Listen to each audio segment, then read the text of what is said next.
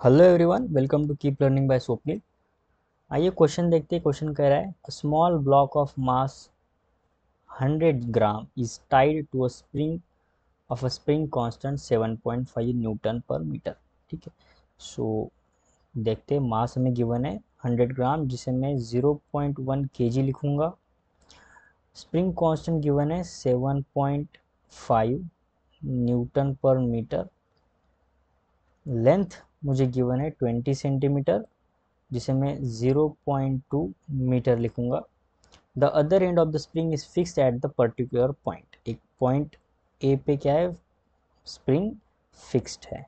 ठीक है, कुछ ऐसे। If the block moves in a circular path on a smooth horizontal surface with the constant angular velocity 5 radian per second। Omega का value given है 5 radian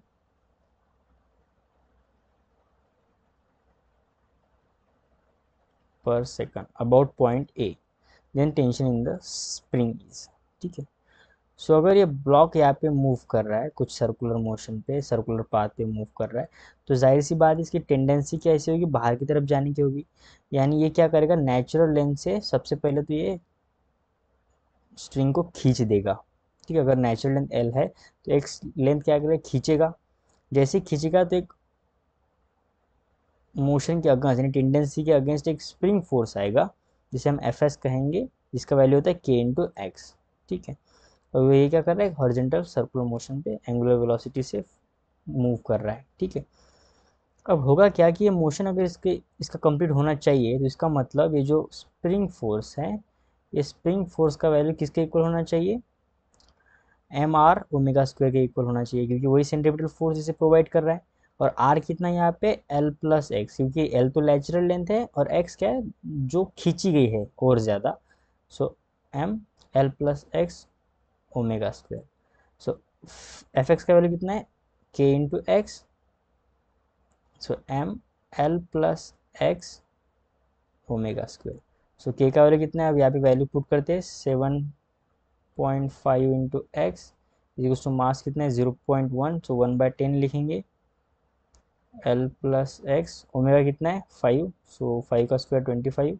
ये भी 75/10 लिखेंगे, सॉल्व करने के लिए अच्छा हो जाएगा।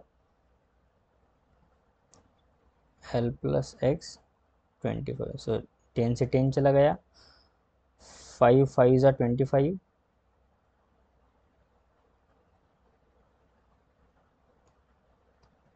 15 5 ज़ा 75, 5 1 ज़ा 5, 5 3 ज़ा 75, या फिर 25 3 ज़ा भी कर सकते थे। सो 3x इज इक्वल टू ये आ जाएगा एल प्लस एक्स।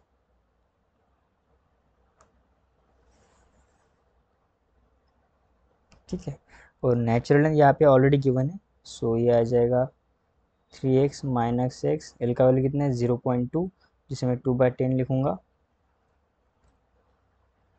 ठीक है, सो ये आ जाएगा 2x इज इक्वल टू 2/10, सो 2 से 2 चला गया, x का वैल्यू आ जाएगा 1/10।